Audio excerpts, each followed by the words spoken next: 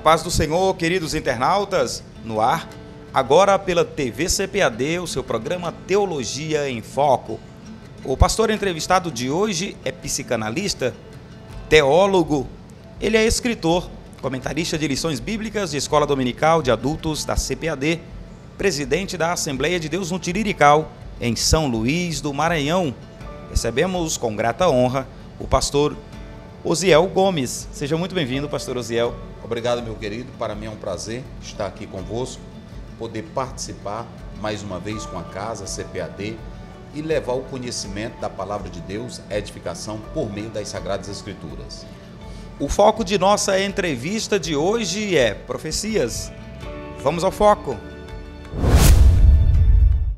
Pastor Osiel, qual a diferença entre o ministério profético do Antigo Testamento e o dom de profecia do Novo Testamento? Meu querido irmão, o dom da profecia ou ministério profético, eles são distintos. A princípio, dentro da conotação velhotestamentária, o ministério profético que recebia o dom de Deus, o próprio profeta, ele era mais eclético, ele era mais ligado ao profissionalismo. Já o dom da profecia, dentro da concepção neotestamentária, estava ligado a uma questão esporádica, que o crente pode estar no culto, pode estar no louvor ou em algum lugar, e o Espírito Santo o tomar com o dom da profecia. Mas levando em consideração, meu Edberto, que o ministério profético velhotestamentário, segundo Efésios 4, na verdade agora quem assume é a liderança, os líderes da igreja escolhidos por Deus, apóstolos, profetas, esses sim receberam o dito ministério profético do Antigo Testamento.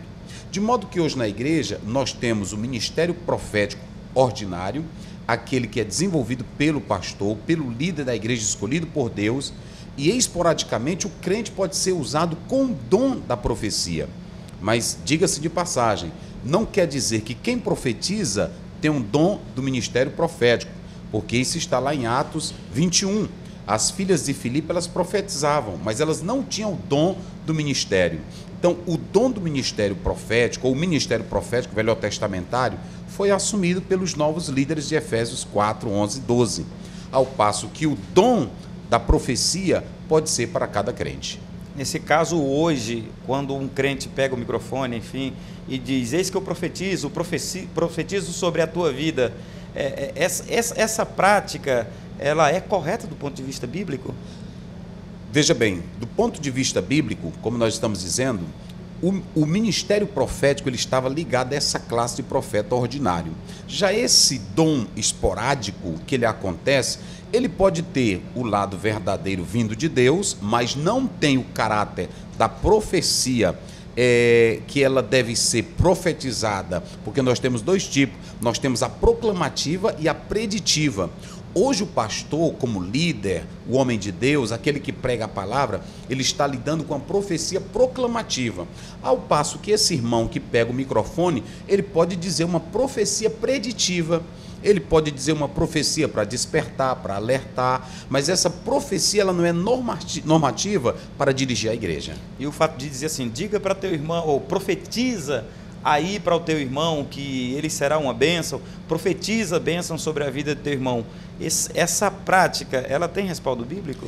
Veja bem, essa prática dos cristãos falarem, eu profetizo para você, eu falo para você, por vezes alguns fazem isso baseado ou com a origem da palavra. Eles leem a palavra, creem na palavra e dizem assim, eu profetizo, porque a palavra diz, a palavra fala. Seria mais ou menos assim, eu te abençoo, mas a gente sabe que a fonte da bênção é Deus. Então, eu entendo que às vezes esse modismo, vou dizer mais ou menos assim, acontece, se origina devido ao ambiente que muitos vivem. Mas o certo é que a profecia preditiva, o dom da profecia deve ser analisado, deve ser investigado, porque a única profecia que não pode ser colocada em julgo é a profecia proclamativa, escrita da palavra de Deus. Então, todas essas frases, meu Edberto, eu profetizo isso, eu falo aquilo, eu entendo que está mais ligado ao contexto do ambiente que o cristão vive, oriundo de conhecimentos da palavra de Deus. Vou dar um exemplo, por exemplo, a pessoa diz assim, eu profetizo que tua vida vai ser de bênção. É claro que nós entendemos que quem vive a palavra, quem lê a palavra, vai ter uma vida de bênção. O Salmo 1, verso 3, será plantado como árvore. Então, ele tem essa promessa de bênção. E eu acredito que muitos crentes fazem isso ou falam isso pautado nessa concepção, nessa percepção bíblica. Ok, então a Bíblia, podemos dizer que a Bíblia ela é um livro profético, correto? Isso. Sendo ela um livro profético, a pergunta é essa: qual a primeira profecia bíblica? Quem a disse? Eu gostaria de saber também se essa profecia já se cumpriu. Com certeza, nós temos um livro que, na verdade, expressa a vontade do Senhor. Lois Benkoff diz que a profecia é expressar a vontade do Senhor. Quando nós falamos dessa profecia falada por alguém, estamos dizendo que aquela pessoa, ela foi tomada pelo poder do Espírito Santo e ela está sob a unção do Espírito Santo. A primeira profecia da Bíblia, que ela vai dar margem para as outras, ela será o pilar, é a profecia de Gênesis 3,15. Quando o próprio Deus profetiza, da semente da mulher nasceria um que esmagaria a cabeça da serpente. Então, Jesus é profetizado. Essa é a primeira profecia, que é o proto-evangelho, que vai dar margem, ela vai ser o eixo para que outros raios proféticos surjam dentro do contexto bíblico. Há que se dizer, irmão Edberto, que todas essas profecias bíblicas, elas nascem daqui. Se você analisar as profecias bíblicas atinentes a nações, a povos, o limiar de tudo isso é a profecia de Gênesis 3,15. Porque todas as demais profecias, elas vão apontar para a vinda do Messias, o Cristo, Filho de Deus. E essa profecia se cumpriu. Nós sabemos que quando a gente vai para João 3, a serpente que foi levantada no deserto, Jesus é aquilo ali. Quando você vai para João 3,16, Deus enviou o Filho. Então, se o inimigo pensava que ele poderia sorrir, que ele poderia tripudiar em cima disso, ele perdeu, porque veio Jesus e cumpriu-se a profecia de Gênesis 3,15. Então, Jesus é o cumprimento dessa profecia, da primeira profecia que foi dita? Isso. Proferida pelo próprio Deus. Pelo próprio Deus. Quem primeiro profetiza é o próprio Deus. As outras profecias, essa é a primeira profecia bíblica. E Deus profetizou e cumpriu, porque da mulher, está lá em Gálatas 4,4, vindo a plenitude dos tempos, Deus enviou Jesus conforme ele havia profetizado. E o tempo do cumprimento de uma profecia, pastor? Por exemplo, nós vemos Jesus sendo profetizado, Deus profetizou a respeito do nascimento, da vinda deste que seria o Redentor da humanidade, a semente da mulher. O cumprimento se deu milhares de anos depois. Isso. Tem profecias que se cumprem imediatamente, tem profecias que demoram meses, anos, e tem profecias que estão por se cumprir. Quanto à questão do tempo do cumprimento da profecia? Nós sabemos, irmão Edberto, que a profecia ela é de cunho espiritual. Quando a gente olha para o contexto bíblico, há profecias que se cumpriram logo que o profeta falou. Há profecias que ainda vão se cumprir. Há profecias que se cumpriram parcialmente, como é o caso de Joel 2,28, que vai para aquilo que Pedro falou em Atos 2. Então, o elemento tempo, ele envolve, às vezes, a questão cronológica, mas envolve também o kairos, que é o tempo de Deus. Há profecias imediatas, há profecias que têm tempo para elas se cumprir. Por isso que o próprio Senhor Jesus Cristo, lá em Atos 1,7, ele vai dizer: não vos compete o tempo e as estações que o Pai reservou para isso.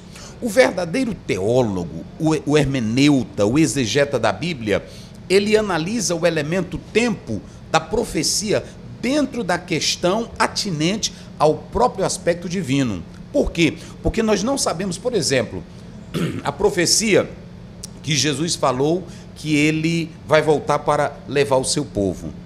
Ele falou isso, ela vai se cumprir. Mas quando? E esse foi o erro de alguns sistemas de igrejas, sistemas teológicos, em querer calcular, entrar em um tempo divino com o tempo cronológico. Daí a importância de, nesse particular, o teólogo se aquietar. Lá em Daniel 12, o próprio Deus diz: sela as palavras, encerra esse livro, porque isso é para o tempo do fim. Quando é esse fim? Então, nós não podemos mensurar teologicamente a questão do elemento tempo. Nós temos o tempo humano, esse tempo humano, ele é diferente do tempo divino. Então nós, como teólogos, hermeneutas, devemos silenciar quando a Bíblia se silencia nesse tempo. E qual é a expectativa? Como viver essa profecia de modo alegre? Sabendo que Deus é fiel naquilo que Ele fala e que brevemente vai se cumprir. Vamos para um breve intervalo. Amigo, irmão internauta, se você quer saber um pouco mais sobre profecia, fique por aí. O seu Teologia em Foco volta já já. Comentário Bíblico Beacon da CPAD, Antigo e Novo Testamento. Um estudo completo da Bíblia com uma visão geral de cada livro. Mais de 1000 sumários e esboços expositivos, além de sugestões homiléticas. Uma ótima ferramenta para pregadores e professores da escola dominical. Um dos mais conceituados comentários bíblicos dos Estados Unidos. Um clássico. Comentário Bíblico Beacon, Antigo e Novo Testamento. Um produto com a qualidade CPAD. Quer se aprofundar nos estudos bíblicos com conteúdo e praticidade? Temos uma grande novidade para você. A Bíblia em fascículos, vendidos separadamente e com preço acessível. Cada um dos 31 fascículos vem com o texto bíblico e diversos recursos da Bíblia do estudante e aplicação pessoal. Adquira agora mesmo pelo nosso site cpad.com.br ou ligue grátis para 0800 021 7373. A Bíblia em fascículos, mais um produto com a qualidade CPAD. O teólogo, filósofo e compositor pastor Osiel Gomes continua conosco na nossa entrevista de hoje no Teologia em Foco, falando sobre profecias. E sobre este assunto, gostaríamos de saber do pastor Osiel Gomes. Pastor, ainda se faz necessário, nos dias de hoje, se consultar profetas? Por que então? Veja bem, nós temos dois tipos de profetas, como nós já falamos. Nós temos o ministério profético, que hoje foi assumido por Efésios 4, 11 e 12, e nós temos o dom da profecia, que um irmão pode ser tomado esporadicamente para profetizar. Mas há que se dizer que dentro do Velho Testamento, nenhum profeta assumiu qualquer função por profecia oral. Nenhum profeta nunca dirigiu a nação de Israel. Nós temos, por exemplo, quem dirigia eram os reis, os juízes. Nenhum profeta dirigia culto, quem dirigia eram os sacerdotes. Então, se alguém quiser ou desejar dirigir um trabalho porque alguém profetizou, isso não tem conotação bíblica. Eu profetizo que tu vai ser pastor, eu profetizo que tu vai ser isso, e ele simplesmente achar que deve ser pastor porque alguém profetizou, isso não tem apoio bíblico. Entendeu? É claro que alguém pode ter um chamado, estudar a Bíblia, orar, e Deus usar alguém para dizer, Deus me disse que um dia você vai ser um pastor. Não há erro nisso, porque você está vendo, como diz o Asbe, você tem uma vivência pastoral, ou uma vivência do dia a dia, que sinais vão clareando a sua chamada para o ministério. Às vezes um irmão que ele trabalha, um irmão que é um empresário, alguém chega para ele e diz, Deus me disse que você vai ser mais abençoado nessa área.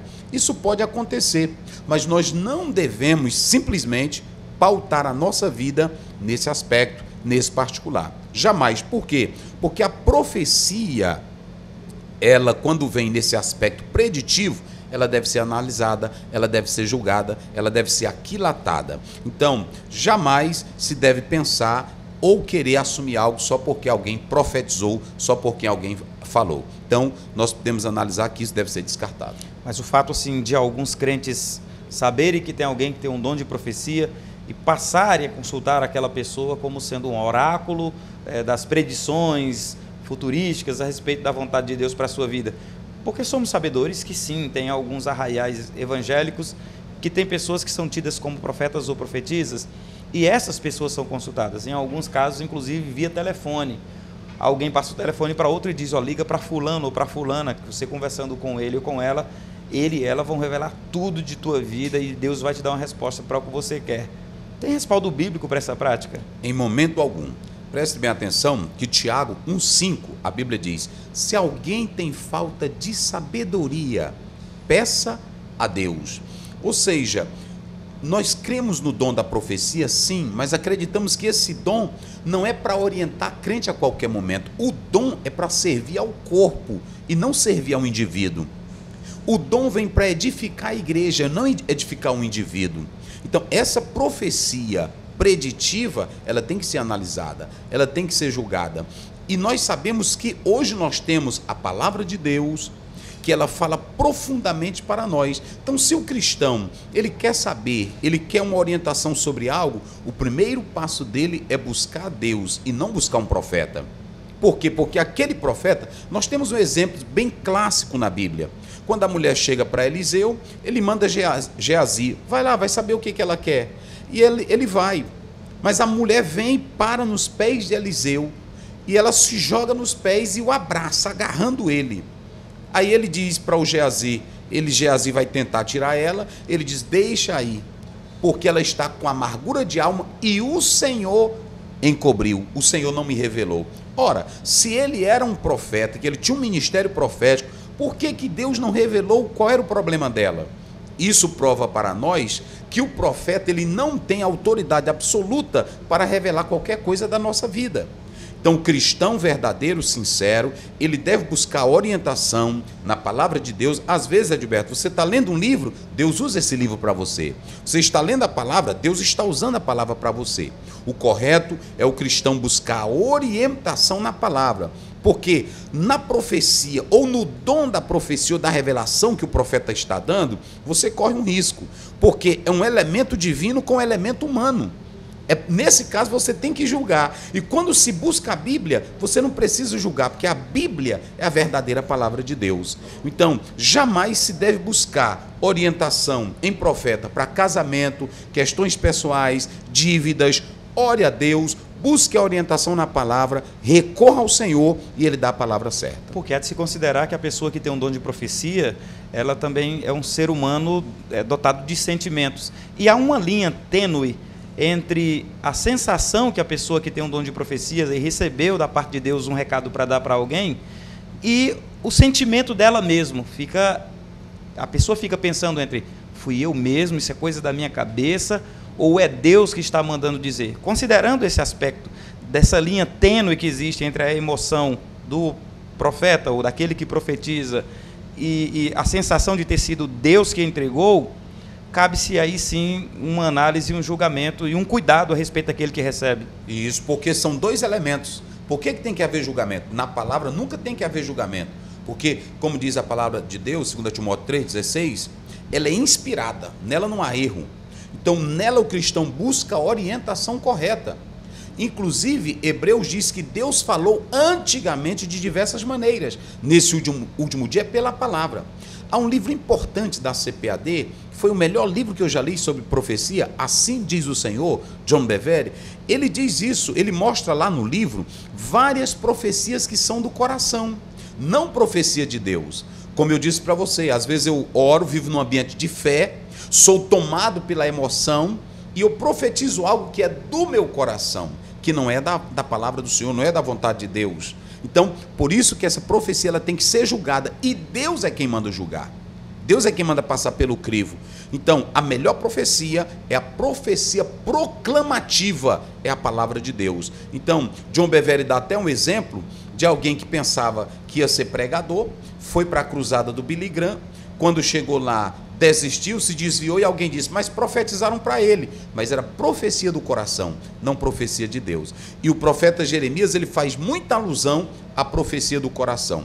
Estamos dizendo aqui que nós cremos na profecia, cremos no dom da profecia, mas nós estamos dizendo que é necessário uma análise para saber se é Deus ou se é o homem falando. Por isso, querem buscar orientação sobre negócio, casamento, saída, compra, busque na palavra.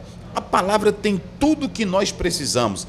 3,17 de 2 Timóteo, ele diz que ela é útil para nos tornar perfeitos e perfeitamente habilitados para toda boa obra. Pastor, e quais são as preocupações que se devem ter na hora de interpretar um texto bíblico profético? Quando nós estamos diante de um texto bíblico profético, a primeira coisa que o intérprete deve analisar é perguntar se o texto é literal. Se o texto que ele começar lendo, ele vê que não é literal, ele vê que é um texto figurado, ele vê que é um texto simbólico, então ele deve partir da análise simbólica ou da análise simplesmente estrutural. ele deve ver se esse texto, nessa configuração, é simbólico, ele deve se voltar para uma realidade que ele vive. Se ele está diante de um texto figurado, ele deve procurar buscar a realidade daquele texto. Então, ele tem que saber isso, porque senão ele vai criar confusão seríssima. Eu já vi teólogos de alto nome criar profecias interpretando de modo literal um assunto simbólico, um assunto figurado. Então, parta para o texto, primeiro perguntando, é literal? Se não é literal, é simbólico? Se não é simbólico, é figurado? E aí, partindo desse viés, ele vai encontrar a ponta correta para fazer a interpretação certa de uma profecia bíblica. Correto, mas nós ainda temos um pouco mais para falar sobre profecias, isso no próximo bloco, porque já já nós voltamos com o seu Teologia em Foco. Pentecostalismo, o maior movimento religioso do século XX, analisado de forma simples e clara através do livro Revestidos de Poder. Ao tratar de sua teologia, sua liturgia, o dom de profecia, o batismo no Espírito Santo, entre outros assuntos, este livro se torna uma leitura obrigatória para quem quiser entender o movimento pentecostal. Adquira agora mesmo pelo nosso site cpad.com.br ou pelo 0800 021 7373. Revestidos de Poder, um produto com a qualidade CPAD. Conheça os livros da série Pregadores da Bíblia de Ciro Sanches Zibordi. Serão 7 livros e os 3 primeiros já estão à venda. João, o pregador politicamente incorreto. Estevão, o primeiro apologista do Evangelho. E Pedro, o primeiro pregador pentecostal. Adquira agora mesmo pelo nosso site www.cpad.com.br ou pelo 0800 021 7373. Série Pregadores da Bíblia. Mais um produto com a qualidade CPAD. O mestre em leitura e ensino da Bíblia, pastor Osiel Gomes, continua conosco no seu Teologia em Foco, falando sobre profecias. Pastor, o senhor é presidente de uma igreja, e essa pergunta cabe muito bem porque o senhor está no contexto de liderança. E como pastor presidente de uma igreja, essa pergunta lhe cabe bem. Como é que um pastor, líder de igreja, deve se comportar em uma congregação onde há pessoas que se dizem profetas ou profetisas que estão realizando o seu trabalho de profetizar e chamando assim para si algumas responsabilidades? Qual deve ser o trato do pastor com uma igreja lotada, cheia de pessoas que se dizem profetas e profetisas? Nós somos pentecostais. E, na verdade, vários teólogos históricos, inclusive os pais da igreja, eles não abordaram muito a questão das línguas, das profecias, não porque não acreditassem, mas porque, no meu entendimento, eles concebiam que esse era um assunto muito particular, subjetivo da própria pessoa, porque ninguém pode avaliar no campo material o que é espiritual. O apóstolo São Paulo diz em 1 Coríntios, quando a gente lê, ele diz que as coisas espirituais, elas se discernem espiritualmente. Então, o pastor, ele não pode colocar dentro de uma camisa de força o cristão espiritual. Ele sabe que existem os dons, as manifestações sobrenaturais. Agora, ele tem que saber como proceder com essa pessoa, para não esfriá-la, para não deixar a igreja aquém da realidade espiritual. E eu acredito que o critério melhor para lidar com essas pessoas é o contexto bíblico. É a palavra de Deus. Ela tem tudo o que nós precisamos para manter o equilíbrio, para manter a ordem dentro do culto, dentro da igreja. Por quê? Quando nós atentamos, Edilberto, para as profecias, para os dons espirituais, eles são úteis para o corpo. Quando eu deixo isso para usar em benefício próprio, para me fazer, eu estou fugindo da regra da palavra de Deus. E o primeiro ponto que o pastor deve fazer é analisar se aquele movimento, se aquela dita profecia, ela vem para a edificação do corpo ou se ela não está vindo para a própria concorrência no corpo. Aliás, a teologia paulina é que o corpo ele não concorre entre si. Os membros são diversos, mas unido é o soma que representa a igreja. Então, nesse todo, o pastor, com um olhar pastoral, que é isso que a palavra bispo quer dizer, episcopos, ele olhando, ele averiguando, ele vai ver quando qualquer membro está se salientando, saindo do corpo. Então, se eu tenho o dom da profecia, ou de línguas, ou qualquer outro, que eu esteja ultrapassando, querendo sair do corpo, querendo me fazer com isso, aí o pastor, ele tem toda a autoridade pastoral para lidar com essa questão. Em 1 Coríntios, capítulo 14, versículo 29, fala a respeito do controle, enfim, dessa dinâmica do culto, quanto à questão de um falar em profecia, o outro interpretar as línguas, a ordem do culto em si. O apóstolo Paulo apresenta nesse texto de 1 Coríntios, capítulo 14, versículo 29, sobretudo especificamente esse que eu citei. A pergunta que eu quero fazer para o senhor é o seguinte, a respeito do julgamento das profecias. A Bíblia diz que é para julgar as profecias. A pergunta é: quais são os critérios que nós devemos utilizar quanto à questão do julgamento de uma profecia? E também, se pode julgar o profeta ou aquele que fala a profecia? Muito bem. Essa sua pergunta ela está ligada com a anterior. E eu vou responder usando uma colocação de William Barclay. William Barclay dizia que quando Paulo escreveu 1 Coríntios 14, ele fala que a igreja de Corinto não tinha uma liderança organizada. Por que ela vai ter problema? Porque a igreja de Corinto era diferente da estrutura do povo judeu. Você nunca vai ler no Velho Testamento qualquer desordem profética. Por quê? Porque tinha um ministério profético. O ministério profético regulava a ordem. O ministério profético, ele dizia quando uma profecia era verdadeira ou era falsa. Então, quando se vem para o contexto do Novo Testamento, principalmente que sai do princípio judaico, são igrejas formadas com gentios, pessoas que vinham de diversos ambientes, então começa a se criar essa confusão. E Paulo aqui, ele quer chamar para a ordem, ele não quer chamar para a proibição, ele quer chamar para a ordem. E o critério melhor, como eu disse agora há pouco, se você for tentar, como teólogo, eu analiso, eu estudo, mas questões sobrenaturais, espirituais, elas só se discernem espiritualmente. E o melhor critério é 1 João 4. Julgai todos os espíritos, se vem de Deus ou não. Eu, quando vou julgar uma profecia, se ela é de Deus ou não, eu não estou sendo cético. Eu não estou dizendo que eu não creio na profecia. Aliás, no Velho Testamento, o profeta só tinha autoridade quando a dita profecia se cumpria. E vários profetizaram e morreram e não viram a sua profecia se cumprir. Mas elas se cumpriram. Um exemplo é o próprio profeta Jeremias. Então nós temos que entender que há necessidade de se julgar. Como eu disse anteriormente, é o elemento humano com o elemento divino. Como a Bíblia é puramente divina, não há de ser julgada. Mas a profecia, sim, porque é o homem quem está falando. Então, o melhor julgamento, quem pode nos dar, é o próprio discernimento, é o dom do discernimento de espírito. 1 Coríntios 12:10, Paulo diz que nós temos o dom de discernir. Por quê?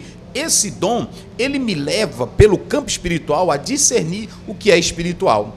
O que acontece hoje? Existem, lamentavelmente, muitos estudiosos e teólogos que tentam responder questões de fé com lógica humana.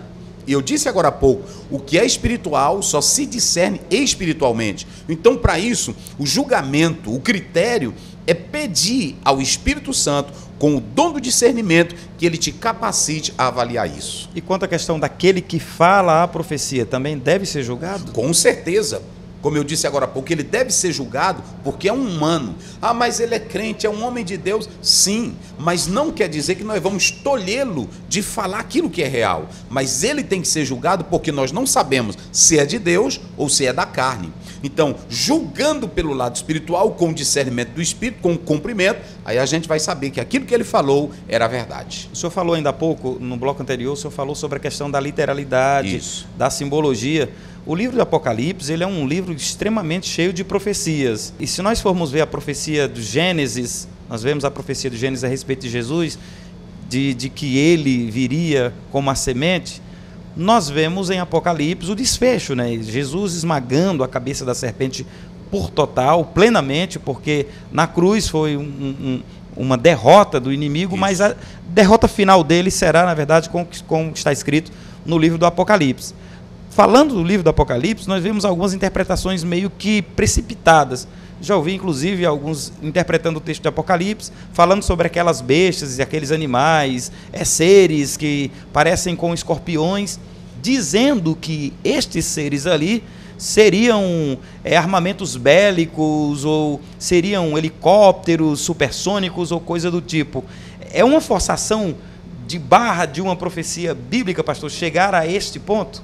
Com certeza. George Lade diz o seguinte, que nós temos na palavra de Deus, as palavras de Deus em palavras humanas. Eu tenho que entender que Deus, ele quando usou os homens para escrever a Bíblia, ele usou a palavra dele em palavras nossas. Então você, quando abre Apocalipse, você está diante de um livro simbólico, figurado, mas que terá um sentido literal. Então eu tenho que partir da leitura, como eu disse agora há pouco, figurada, da leitura simbólica, para depois chegar ao literal. Tem muitas coisas que eu não posso responder nesse momento em Apocalipse. Por exemplo, os gafanhotos.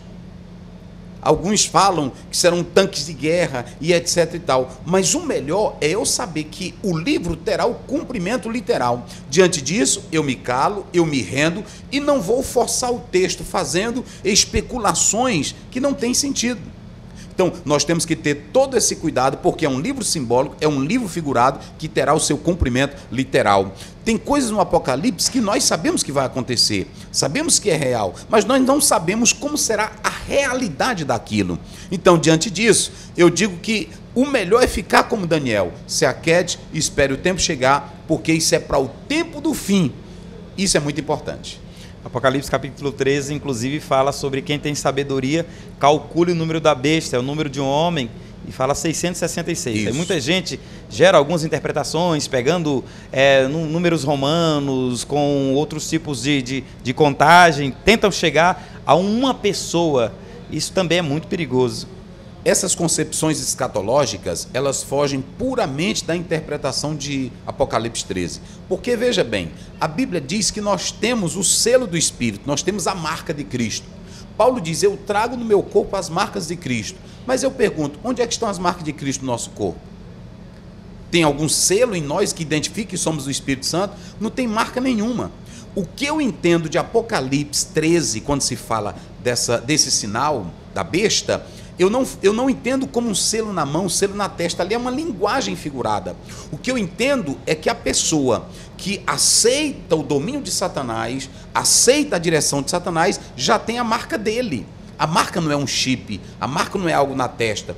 Nós temos a marca do Espírito, nós temos o selo do Espírito, nós temos a marca de Cristo, mas nós não temos sinal nenhum no nosso corpo. E o que prova que nós somos de Cristo? A nossa comunhão com Ele. No momento que eu disse, eu aceito a Cristo pela fé, eu já sou selado por Ele, já sou marcado por Ele. E mesmo que fosse um sinal, um chip ou algum sinal, nós somos pré-tribulacionistas. Se isso acontecesse, nós, Igreja do Senhor, não estaríamos mais aqui. Jamais, é verdade. Muito obrigado, pastor Uziel. Eu agradeço. Uma grande satisfação. Amém. A você, amigo, irmão, internauta, muito obrigado por tua companhia. Que Deus abençoe a tua vida, teu ministério e a tua família. Um forte abraço a todos, a paz do Senhor. O seu Teologia em Foco fica por aqui.